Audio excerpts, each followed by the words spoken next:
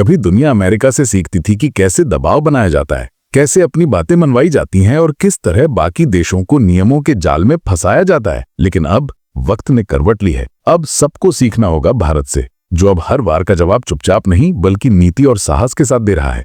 और इसका ताजा उदाहरण वो जवाब है जो भारत ने अमेरिका की टेक कंपनियों को डिजिटल टैक्स के जरिए दिया। बात तब की है जब अमेरिका के पूर्व राष्ट्रपति डोनाल्ड ट्रंप ने एक बेहद आपत्तिजनक बयान में कहा कि भारत के लोग हमारी टेक्नोलॉजी कंपनियों में नौकरी कर रहे हैं और हमारी नौकरियां छीन रहे हैं और अब उन्हें बाहर निकाल देना चाहिए।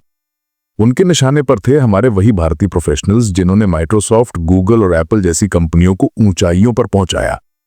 लेकिन भारत ने इस बार जवाब बिना शोर के दिया और सीधा हमला किया उन कंपनियों की कमाई पर जिन्होंने भारत से अरबों डॉलर की कमाई तो की, लेकिन टैक्स के नाम पर भारत को कुछ नहीं दिया। भारत ने डिजिटल टैक्स और इक्वलाइजेशन लेवी लागू कर दी, जिसने अमेरिका को हैरान कर दिया।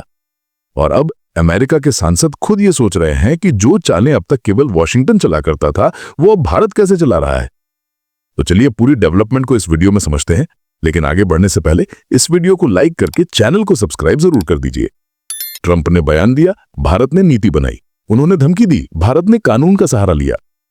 अमेरिकी टेक कंपनियों पर सीधा 2% डिजिटल टैक्स और 6% विज्ञापन सेवा टैक्स लागू कर दिया गया, और वो भी उन पर जो भारत में व्यापार करते हैं लेकिन यहां रजिस्टर नहीं है। गूगल, अमेज़न, फेसबुक, एप्पल, ये सभी कंपनियां हर साल भारत से हजारों करोड़ की कमाई करती हैं लेकिन टैक्स देने से बचती थीं। उदाहरण के लिए अमेज़न से 35,000 करोड़ रुपए, मेटा से 15,000 करोड़ रुपए और एप्पल से 1,000 करोड़ रुपए की कमाई होती है, लेकिन भारत को मिलता था सिर्फ बहाने। जब अमेरिका ने भारत को WTO में घसीटने की कोशिश की, तब भी भारत ने अपना पक्ष इतना मजबूती से रखा कि WTO ने भी भारत की नीति को सही माना। और अब भारत ने अमेरिका को साफ संकेत दे दिया है कि टैक्स एग्रीमेंट्स की बातचीत स्थगित की जा रही है, और अगर अमेरिका दोबारा दबाव बनाएगा तो टैक्स दरें और बढ़ा दी जाएंगी, यानी 2% को 4% और 6% को 8% में बदला जा सकता है। ये बात अमेरिका की अर्थव्यवस्था को डराने के लिए काफी है, क्योंकि भारत अब केवल उपभोक्ता नहीं, एक डिजिटल सुपर पावर बन चुका है।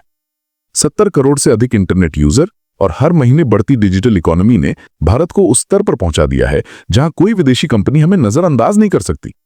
एप्पल भारत में असेंबली यूनिट लगा रहा है, अमेज़न भारत को अपना सबसे बड़ा मार्केट मानता है और गूगल की कमाई का बड़ा हिस्सा भारत से आता है।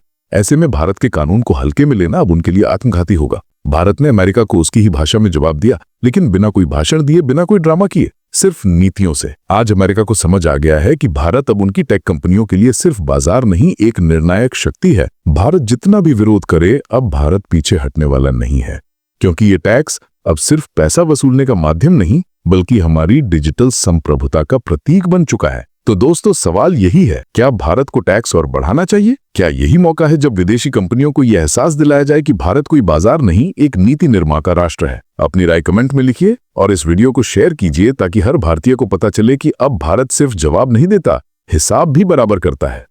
जय हिंद, जय भारत, जय श्री राम।